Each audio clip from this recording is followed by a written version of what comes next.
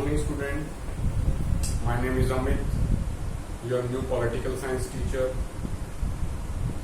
and I'm here to teach you political science. I have just joined your school, and unfortunately, we are not having a face-to-face interaction just because of this COVID-19. Very soon, when school will open, I will interact with you face-to-face.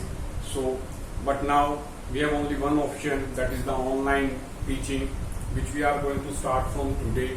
And I will give you my WhatsApp number to you. If you have any queries, if you have any questions, feel free to talk to me anytime.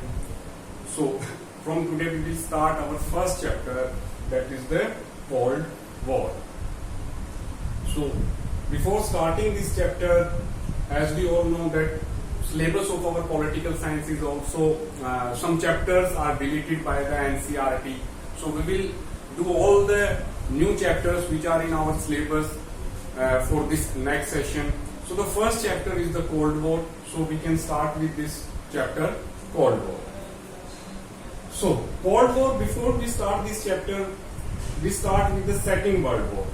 As we all know, the Second World War was between 1939 to 1945. This was the time of the Second World War.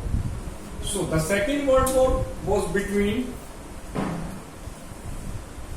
one side Axis powers. Who were there in Axis powers? Italy, Japan and Germany were there. And on the other side we have Allied powers, means some friend nations. And who were there? US, USSR, France and Britain on the other side. Second World War, which started in 1939, ended with victory of Allies and defeat of Axis powers. So finally, who won the Second World War? Allies, means friend nations. And who lose? The Axis power lose the World War. So ended with victory of Allies and defeat of Axis power. That was the result of the Second World War. So what was the last event of Second World War? Basically on 6th and 9th August 1945, US dropped 2 atom bombs on the city of Japan, Hiroshima and Nagasaki. US dropped 2 nuclear bombs on the 2 cities of Japan, Hiroshima and Nagasaki, on 6th and 9th of August respectively. Because prior, Japan attacked the US naval base Pearl Harbor. So US want to take the revenge, so they dropped 2 nuclear bombs on these 2 cities of Japan, Hiroshima and Nagasaki. So these were the friend nations. So what was the wrong there? France and Britain were fully aware of US plan in this regard. When US decided to drop bombs, nuclear bombs on Japan, so US taking confidence both France and Britain. Britain और France को तो पता था कि US जो है वो Japan के ऊपर न्यूक्लियर बॉम्ब जो है ड्रॉप करने वाला है, बट यूएस ने यूएसएसआर को इसके बारे में कोई इंफॉर्मेशन नहीं दी. USSR was not aware of the US plan of dropping the bomb on the Japanese cities. The USSR had no prior information about it.